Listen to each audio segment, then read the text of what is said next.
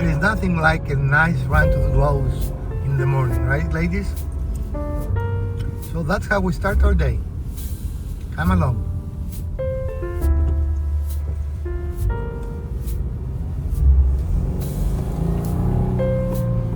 And you hear the mighty Subaru engine roaring.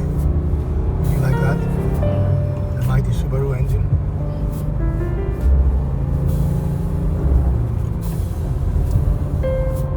Elpida, what did you do? What did you do, man? We were supposed to be finishing today. This looks worse. Welcome everyone. You are my favorite viewer. And today we actually are back to having a functional bathroom. This is the first area we took apart. I don't remember, was the first one was like 3 years ago when we started. No, not that long, it feels like it though, right? But it was one of the early deconstructions we did. And now finally we can start using it again, having running water and everything. You see our new furniture, it's very nice. With soft closing drawers and a lot of them actually, and a nice cabinet. We are really pleased with it. But wait, there's more. Show them the fancy closure. Oh, there. Yeah, cool. So we are very happy to show you what we did today. Not everything went according to plan, and that's normal, right? When you remodel an older bathroom, you cannot find something off the shelf and make it fit. Usually if you buy that for a new construction, you're going to rough in the plumbing for this furniture, right? In our case, we had to adapt this to fit the construction. But that's okay, that is normal. It will be very hard to find something, especially on an older house, that will fit perfect. So stick around. As always, we're going to show you every step of the way. And we have arrived at the great store of the blue hardware for home improvement, also known as Lowe's. In will go momentarily for a plumbing extravaganza purchase. And here we are in the plumbing aisle at Lowe's. Plumbing paradise. Anything you can imagine relating to plumber but you were afraid to ask. Row upon row upon row of plumbing material, adapters and fittings. It can be overwhelming at times, but also it allows you to find everything you need. Maybe a plumber's paradise or a plumber's dream, but for me a little bit overwhelming. There is too much equipment here, too much fittings, and it makes it hard to find what you are looking for because of the increased variety. So far we've been to 2 aisles and we're still trying to find what we need for our project, but we'll keep going until we are ready. We love living in the forest, but the downside is that everything is far away. So we're back from Lowe's now, with hopefully having everything we need to complete our project and install our vanity today. So let's see, did we buy everything we need, or we'll need to have another trip to the store before we can finish the episode today? The future will tell. So it is time for surgery. I thought I was going to be able to use this elbow, but it had a strange fitting in the end as metal ring that would not connect to any of our modern fittings, so we were forced to cut it. Plus, by cutting it, we were able to make a better fitting with our new furniture, so it worked out for the best in the end. In any case, you can cut it using a hacksaw if you do not have an oscillating tool, but the oscillating tool is great. It is quick, it is precise, and as you can see here, it works very well and gives you very good control. This did not have water. We haven't used this for almost 2 months, so there was nothing to drip. But if it is brand new plumbing, you might plumbing that you have just used, I mean not brand new, you actually might want to put a towel underneath. In our case, I knew we wouldn't need to do anything, so we just didn't. But in any case, going around cutting it gave us a very clean cut overall, and we were very pleased with the outcome. But there are many ways to do this cut. You don't necessarily have to have the specific tool that we are going to show you here, but we were pleased with our result. Okay, we'll need to use a little bit of a sandpaper. So the old piece here had a metal flange that simply we could not make work with any of the modern plumbing, right? Mm-hmm. And in our case, cutting it actually makes it a little better for fitment. So we hope it's going to work fine for our purposes, right? Mm-hmm. In essence, it's the same thing, and you saw the piece that we're going to replace it with, but now it fits. We don't have a deburring tool, so we're using sandpaper, and that does the job as well as a deburring tool, you know. You don't want to leave any pieces there, so you will not have any opportunity for the leak from the glue. So the next step will be to apply glue and put it on, okay? Okay, to start, we're going to use some cleaners. That's going to take kind of a layer, I guess, off of the PVC just to make it a clean, good connection, especially with that old pipe. And we're not sponsored by OT, it's just what we have, right? Right. And as you can see, we have put something on the floor to protect these brand new tiles. Probably going to want to do that too, regardless of whether you have brand new flooring or old flooring. You need to clean both surfaces and apply glue to both surfaces. So Cleaning the outside of the pipe coming from the wall, cleaning the inside, of the new piece. Yep, that's the one. yes. Okay. I'm going to wait a minute or two to make sure the cleaner evaporates, because if it doesn't, it will not allow the glue to dry. It smells like it's got a lot of alcohol in it. It doesn't take long. It is a very strong solution. And then we can take the glue, and again, you'll do it on the outside of the pipe coming from. And you want a good liberal coverage here, you know. Don't be stingy with the glue. It doesn't cost much, and you don't want leaks. And the only important thing here is that we need to make sure it faces downwards. So put it in the. Okay, it started to run. Put it in a little bit of angle and then rotate it, because you really need to rotate it, okay? And hold it there, press it. And the idea is that it is straight up and down at a 90 and that's degree. it. That should be There we go. secure now. Awesome. Excellent. So we need to fit this cabinet around the plumbing. And in the bathroom, we measured from the floor to the bottom of the plumbing, and that measured 10 3/4. So I'm measuring from the floor to 10 3/4, and I've made a mark on the cabinet. This is telling us how much of the cabinet we need to cut away to allow for the plumbing to go inside.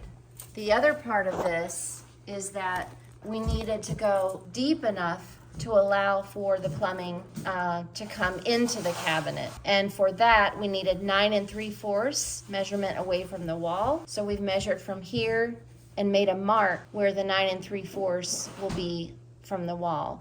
Now that should accommodate the flange and everything as it sticks out from the wall. So the idea would be to cut from here out to the cabinet and down to here. So we're gonna have to cut away that much material. And unfortunately with this cabinet, that's gonna be a portion of the drawer. So next comes the scary part, and that is the cutting of we have done is based on the marks that we showed previously, is tape this off so that in line and try to still allow for that plumbing. Also the drawer is out front there. So we've got it pulled out because we're gonna cut this part of the cabinet first. Then the drawer will come back and we'll have to see what part of the drawer we cut once. Okay, there we go. And we have opened the drawer for now. It's out of the cabinet. Once again in this project, the oscillating tool has proven its value. It is definitely a tool that I recommend for every DIYer, as it can do a lot of things. Not only cut, but also polish and sand, a variety of things. You can buy one for reasonably cheap, and you can find 1,000 uses for it. So make sure you have one in your toolbox, as we do in ours. With the appropriate blade, an oscillating tool can cut all kinds of materials. Here we cut different type of wood and the backing board, and you can cut metal with it. We saw you earlier cutting plastic. A very, very versatile tool that we have used a lot in our shop, and definitely we have used a lot in our bathroom remodel. Without it, we have a hard time completing it. Now, this kind of cut is not necessarily very precise. You want to make an opening for plumbing to go through, but it doesn't have to be perfect. And don't spend too much time, but the blue tape definitely helps you stay reasonably close to where you want to be and protects the material from chipping or showing really ugly spares. So use it if you so desire. Here our tool encountered a lot of resistance, and we were wondering if we're hitting a nail or something else that was inside the wood, because it didn't seem like it wanted to cut. So we were considering if we need to change the blade. Again, there are blades that can cut both wood and metal, and we've used them before if we wanted to cut through wood that we knew it had nails in it. In this case, it was just a very hard piece of wood, so the blade finally went through it, and we did not have to change the blade, but instead we just pushed through it and were able to finish. So what we've done here is, now that we have the cabinet body cut open, and we're marking where the drawer needs to be cut, and so those lines are the amount from the bottom up that align with this mark here, right here, and then the sides obviously. And so we're just using tape to mark that up so that when we take the tools to it again. We're gonna try to make as clean a cut as we possibly can. The front shut, so, and I'm gonna try to Coated, you know, so it's pretty, for the most part, is pretty easy to cut through. The exception was this harder, more structured wood that was much thicker than I anticipated. So overall, it wasn't difficult to cut. Okay. Okay, you need to tighten it as much.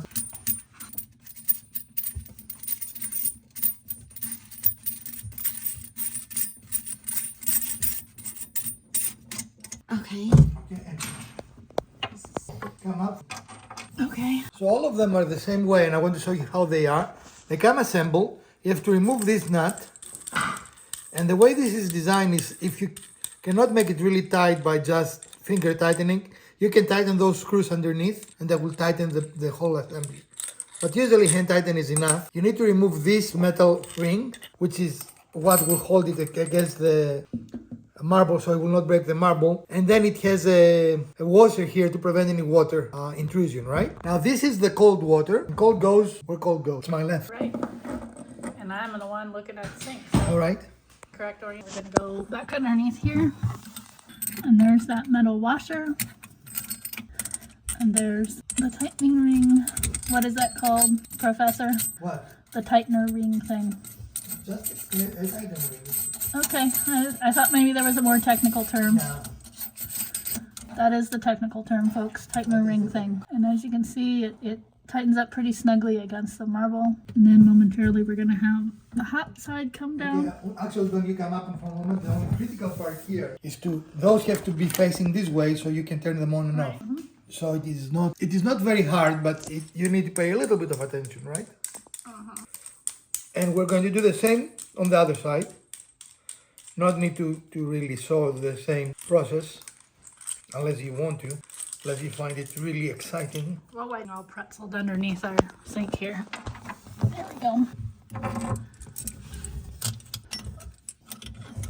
It's looking like a sink. We might have to do a little more cutting, we'll see. Hope not.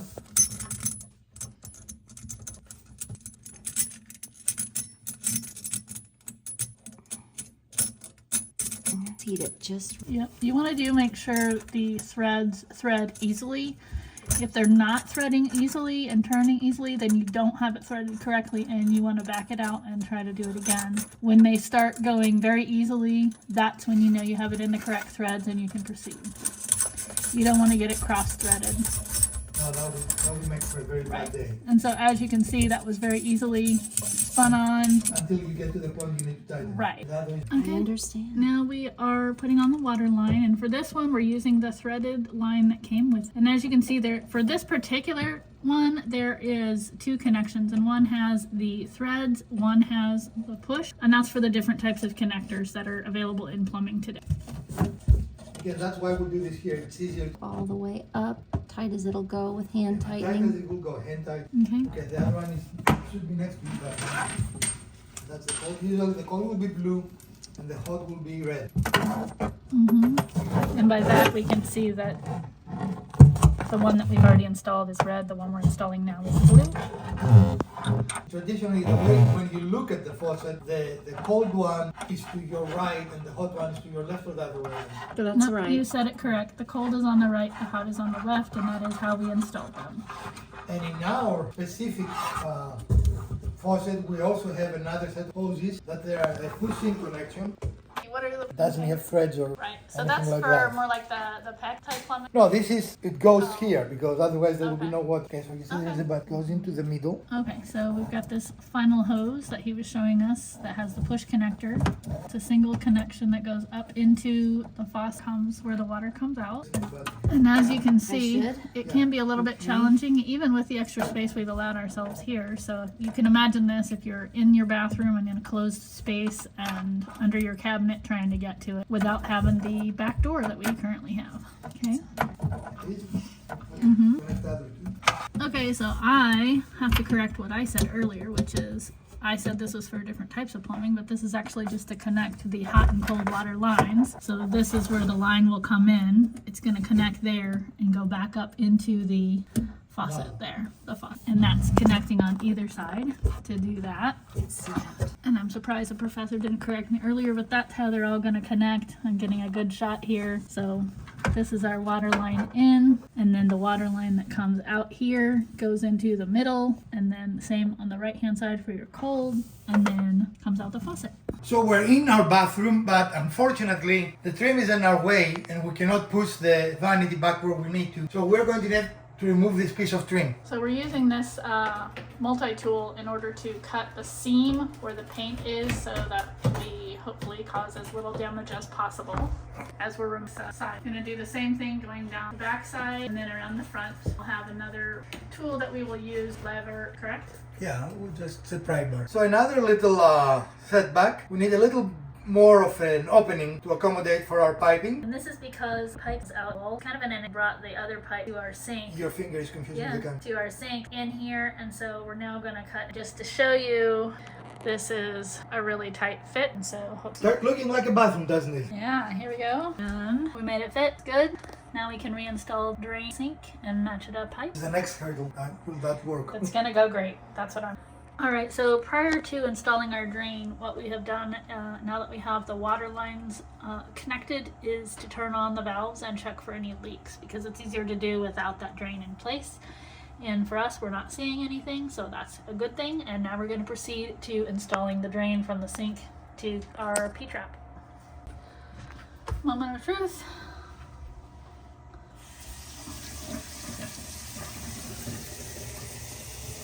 There's nothing here leaking.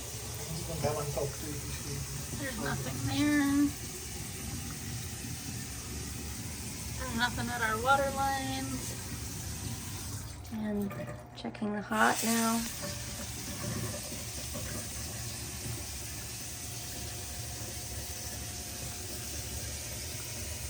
It's looking good. And just to show you the sink.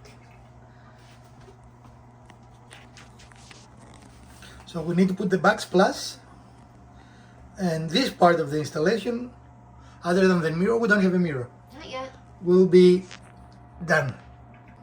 You might have noticed that we did not put silicone here, and we did not put silicone here or plumber's putty. The reason for that is that was the old way of doing things, and that was the correct way to do things in the past. But new devices like this one, for example, comes with plastic washers for all devices, and you can use silicone, and we might decide to go and put silicone around it, but it is not necessary, right? Okay. Again, as we're going to show you in a little bit, there is no leaks anywhere, and the installation is correct. The directions, if you choose to read them, say do not use silicone actually, because silicone will make it harder to remove it if you need to remove it. So this now all we have to do is undo it, and it will pop out. But in any case, is it wrong to put silicone? Not necessarily. I think on this one it would be wrong to put silicone actually, because silicone will not allow it to sit as tightly, right? But here, maybe, I don't know, I'm not really sure I would put silicone, but if you feel like it, it won't hurt any, other than make it a little harder to remove, if you ever need to remove the fixture. But in our case, we follow the directions, we did not put silicone. So we're driving the backsplash, we have not connected it yet, but we will. And as you can see now, we have a functioning area again, functioning sink. We're looking to source a mirror, and if we cannot find a mirror, we might build one, and that would be a fun episode to show you. We can build glass? Yes, we can. It is not found in nature, you have to make it. Yeah. Okay. But anyway, Mrs. DIY, what do you think? I think I'm really impressed that the fitting into our space is exactly what I wanted. Obviously, we ran into a few obstacles we didn't account for, like the trim. Didn't think it would stick out as much as it did. But that was, I think, really the only part that was a surprise. Surprise, surprise, surprise. Right? But it is looking like a brand new bathroom now. Yeah, it is. Well, that could be because it is. I mean, there is nothing we haven't changed in this part of the bathroom. New lights, new cabinet, new faucet, New plumbing. I mean, what is old in this? New tile. New electrical Right, fixtures new electrical and covers. fixtures. Yep. So it would have looked like a sore thumb if we have left it that way. I don't like sore thumbs. So Mrs. DIY, what are your thoughts? I'm really pleased. I'm glad that we bought a faucet kit that had everything with it, so we didn't have to guess about what matches up. That was really helpful. I would do that again. I would want to make sure that I had the correct angles on the pipe, the plumbing coming out of the wall, and just that we have all the joinery parts that we need to make the plumbing all connected. Well, we did it a little backward, but it worked out. We should have really looked at everything first and then go and buy parts. Right. We went and bought parts first, right? But we made it work. As it turned out, we bought enough parts of varying types Right. to put things together to make it work. And we had a general idea of what we needed. We just didn't know exactly what we needed, right? Right. Which maybe sometimes is important in plumbing, to know exactly Right. what you need. And we were going from a smaller diameter of plumbing pipe for the faucet to a larger diameter that goes into the wall. So we That's had common. to Yeah. make sure that we had an adaptive fit. That's common, actually. The surprise for me, and I don't know why I didn't think it, but the thickness of the trim, and you might want to show it here, Elpida. The thickness of the trim we did not account. And it is what you think, like a fourth least or a half an inch. Yeah. So it made a difference because we did not have enough. Clearance. Unfortunately, we had to move our trim Yeah. on both sides. Yeah, we didn't have enough clearance because of the tight fitment of this cabinet that we ended up having to remove the trim on both sides just to get us. But that is not really a big deal. We can replace the trim. It will be no problem. Right, and I think when going back to why we bought so many parts to make this work was because the hardware store is not 5 minutes up the road. It's a good 20-minute drive, so every time we have to make a trip to the hardware store, that's a good hour out of our day. And in our case, again, Lowe's had way too many fittings and styles, and it really becomes overwhelming very quickly. But we are done on this part, and when we finish with the shower stall, which we're still deciding on tile, so we're not really finished there, we will be done with this project, right? We need to do a couple of, we thought we were done with final touches, but we need to reinstall the trim, and we need to find a mirror, or make a mirror that we like and matches this cabinet, right? But that is not really a big deal. Anyway, so this is our fun episode for today, and if you enjoyed it, we'll appreciate a thumbs up. If you didn't hit the other button twice, share, like, subscribe. Let us know. Did you enjoy this episode, and would you like similar episodes in the future? From Professor DIY, Mrs. DIY, and Elpida, let's fix something together.